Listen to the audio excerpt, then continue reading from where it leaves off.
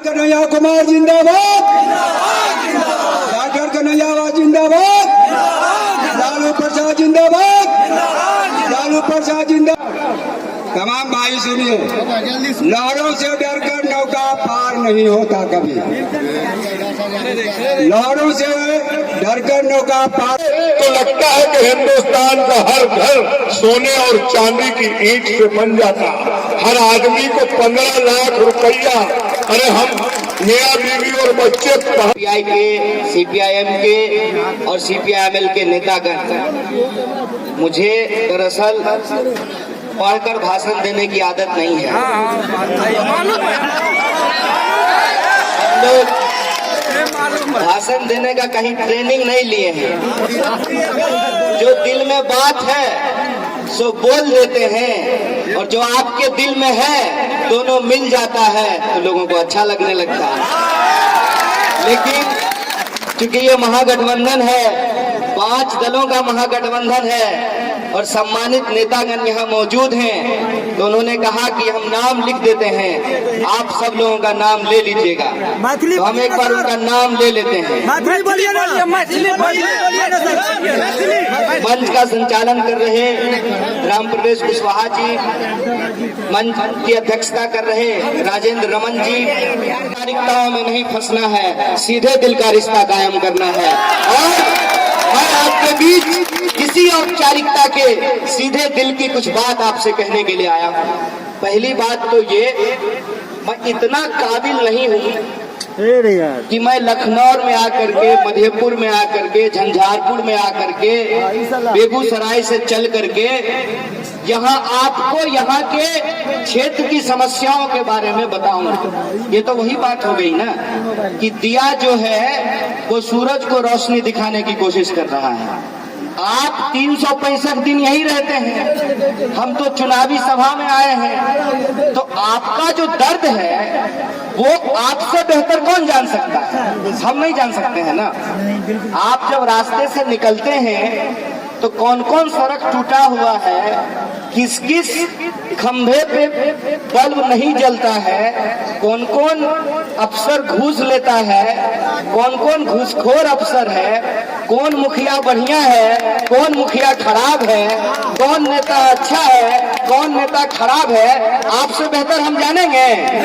नहीं जान सकते हैं ना। तो पहली बात तो ये कि हम आपके बीच ज्ञान छांटने के लिए नहीं आए हैं।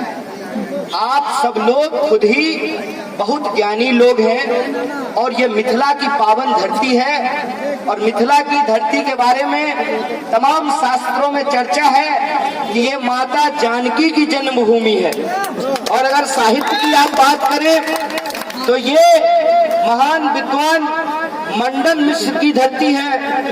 ये वो इलाका है जहाँ की लोक कहानियों में गोनू झा की कहानियां मशहूर हैं। अगर आप साहित्य की चर्चा करेंगे तो ये वो इलाका है जहां कविवर विद्यापति का जन्म हुआ। और अगर आप जन आंदोलनों की बात करेंगे, जन कवि की बात करेंगे, तो ये बाबा नागार्जुन की धरती है। इस महान धरती को मैं नमन करता हूं, उसको नमस्कार करता हूं। आप तमाम सुधीजनों को और मिथिला के लोग जिनके जीवन में मिठास है, पहली बार हम इतना जोर से किसी मैथिल को घुसाते हुए देखे। यहाँ तो लोग आपस में झगड़ा भी करते हैं तो आधा घंटा के बाद पता चलता है कि लड़ रहे थे दोनों आपस में। अब आप बताइए कि बाहर से आकर के, हालांकि मैं बहुत बाहर से नहीं हूँ, हमारा इलाका भी मिथिला में ही आता है। और हमारे यहाँ के एक नौजवान देखिए बिहार पुलिस का नौकरी करते हैं, इनका बेगूसराय घर है, डंडारी। तो बहुत बाहर से नहीं है, कम से कम उत्तर प्रदेश से तो नहीं ही आया क्या? कल जो है, कल हम अभी प्रचार सुन रहे थे, उत्तर प्रदेश से कोई आने वाला है। कौन आ रहा है? आप मिथिला के लोग बोलिएगा योगी उसको। मिथिला के लोगों को उसको योगी कहने का जरूरत नहीं है। मिथिला के लोग खुद ही धर्म कर्म में विश्वास करते हैं। हमारे यहाँ सिमरिया घाट में कल्पवास मेला लगता है। 1 महीना मैथिल लोग जाकर के वहाँ गंगा स्नान करते हैं कार्तिक महीने में, और गंगा किनारे रहते हैं। तो आप लोग खुद ही धर्म कर्म करने वाले लोग हैं। वो योगी है। हर पीला चीज सोना नहीं होता है, समझे? और हर भगवा पहना इंसान संत नहीं होता है। हरिशंकर परसाई ने एक कहानी लिखी है और हमने पढ़ा है जब हम स्कूल में पढ़ते थे, भेड़ और भेड़िया। उस कहानी में हरिशंकर परसाई बताते हैं कि जब चुनाव होने का ऐलान हुआ जंगल में तो सियार बहुत परेशान हो गए। सियार ने कहा भेड़िए को जाकर, ए भाई अब तो चुनाव होगा, अब भेड़ की संख्या ज्यादा है तो ये लोग अपना नेता चुन लेगा, नौकरी कर सकता है, मुजफ्फरपुर को भी गुड़गांव बनाया जा सकता है। दिक्कत कहाँ आती है? दिक्कत आती है जब राजनीतिक इच्छा शक्ति नहीं होती है। जब महागठबंधन तैयार हो रहा था तो कई तरह के प्रश्न उछाले गए। प्रश्न उछाला गया, ये साहब आपकी पार्टी को बहुत कम सीट मिला है। हम बोले देखिए क्या है, हाथ है, उंगली बड़ है छोट है, लेकिन ये बड़ उंगली छोट उंगली मिल करके जब एक साथ हो जाता है तो मुट्ठी बन जाता है, ये एकता का प्रतीक होता है। हर किसी की अपनी भूमिका होती है। जैसे गाड़ी में हॉर्न की अपनी भूमिका होती है, स्टीयरिंग की अपनी भूमिका होती है, टायर की अपनी भूमिका होती है, इंजन की अपनी भूमिका होती है। बताइए, टायर निकाल दें तो गाड़ी चलेगी, और टायर लगा दें और इंजन निकाल दें तो गाड़ी चलेगी। इसी तरह से समाज की संरचना तैयार होती है। मैं ये बात आपको क्यों कह रहा हूँ कि बगल में है गोरखपुर और वो जो मठ है उस मठ का नाम है गोरखधाम, और वो जो परंपरा है वो मूर्ति पूजा नहीं करता है, ये दर्शन की बात है। और वो एक ऐसा मठ है जहाँ पे निर्गुण भक्ति की जाती है, सगुण भक्ति नहीं की जाती है। सगुण और निर्गुण का फर्क समझते हैं ना? मिथिला के लोग हैं आप लोग, यहाँ मंडन मिश्र पैदा हुए हैं, शंकराचार्य को शास्त्रार्थ में आपने हराया है, तो निर्गुण भक्ति होती है। आप मुझे बताइए कि निर्गुण भक्ति करने वाला एक इंसान मारने काटने की बात कर सकता है? इसीलिए मैंने कहा कि हर पीला चीज सोना नहीं होता है और हर भगवा वस्त्र पहना इंसान योगी नहीं होता है। और याद रखिएगा इस बात को कि ये सीता जी की धरती आप कहते हैं, तो सीता जी का हरण भी रावण ने साधु का वस्त्र पहन करके किया था। इस बात को याद, और ये बात मैं आपको क्यों याद दिला रहा हूँ? ये बात मैं इसलिए आपको याद दिला रहा हूँ कि इधर उधर की बात नहीं करनी है। इधर उधर की बात इसलिए नहीं करनी है कि हमको अपने मुद्दे पे टिका रहना है।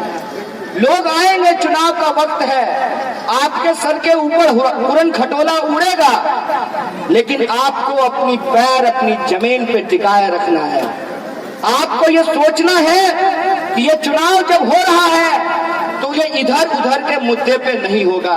ये चुनाव अगर होगा, अगर झंझारपुर में हम वोट दे रहे हैं तो हम झंझारपुर के मुद्दे पे वोट देंगे, ये बात आपको अपने दिमाग में रखना होगा। और झंझारपुर का मुद्दा क्या है? झंझारपुर का मुद्दा ये है कि तमाम नेता आए, तमाम वादे करके गए, लेकिन झंझारपुर आज भी जिला नहीं बना है। बन गया क्या? नहीं बना ना। झंझारपुर का मुद्दा ये है कि यहाँ पे फैक्ट्रियां खुले, मंत्री भी हो गए आपके इलाके के, लेकिन यहाँ फैक्ट्रियों की शुरुआत नहीं हो पाई। और जब हमारे इलाके में रोजगार की संभावना नहीं होती है तो क्या होता है? हमारे बच्चों को पढ़ाई के लिए बाहर जाना पड़ता है, हमारे बच्चों को, हमारे घर वालों को काम करने के लिए बाहर जाना पड़ता है, और जब हम बीमार होते हैं तो इलाज कराने के लिए भी हमको बाहर जाना पड़ता है। मैं ये प्रश्न आपसे पूछना चाहता हूँ कि जब हमारे भीतर प्रतिभा है, हमारे ही बच्चे कोटा में पढ़ भी रहे हैं और हमारे ही बच्चे कोटा में पढ़ा भी रहे हैं, तो फिर कोचिंग कोटा में क्यों चल रहा है, मधुबनी में क्यों नहीं चल सकता है? ये सवाल मैं आपसे करने के लिए आया। मैं ये पूछने के लिए आया हूँ कि बिहारियों के भीतर जब इतनी प्रतिभा है कि देश का सबसे कठिन परीक्षा होता है यूपीएससी, और उस यूपीएससी में सबसे ज्यादा बिहारी बच्चे सेलेक्ट होते हैं, अगर हमारी प्रतिभा से हम दुनिया में जाकर के अपना नाम कर सकते हैं, अगर केरल की एक बच्ची, बिहार की एक बच्ची केरल में जाकर के टॉप कर सकती है, तो आप मुझे बताइए कि बिहारी विद्यार्थी जो ग्वालियर में। हमारा मुद्दा ये है कि दिन रात किसान खेतों में पसीना बहाता है, और आपके ही इलाके का मामला है ना कि खड़ा फसल था, सरकार ने किसान से बिना पूछे उसके फसल को उखाड़ दिया, नहर खोदना शुरू कर दिया और किसान को सही तरीके से मुआवजा नहीं दिया। आप देखिए कि लगातार किसानों के ऊपर किस तरीके से अत्याचार और अन्याय होता है। आप देखिए कि मजदूरों को किस तरीके से मजदूरी नहीं मिलती है। आप देखिए कि समाज में जो कमजोर लोग हैं, किस तरीके से धीरे धीरे उनके मन में यह बात बैठना शुरू हो गया है कि सरकार किसी की बन जाए, हमारा जीवन नहीं बदलने वाला है। ऐसा बात मन में बैठ गया कि नहीं बैठ गया है? ऐसा लगने लगा है ना कि चुनाव आता है, स्टेज लगाता है, नेता भाषण देता है, मदारी जैसा डमरू बजाता है और फिर चला जाता है। हम यहीं के यहीं रह जाते हैं, समस्या जस की तस रखी रह जाती है। ये आपके मन में बैठने लगा है कि नहीं बैठने लगा है? ये दोहरी साजिश है।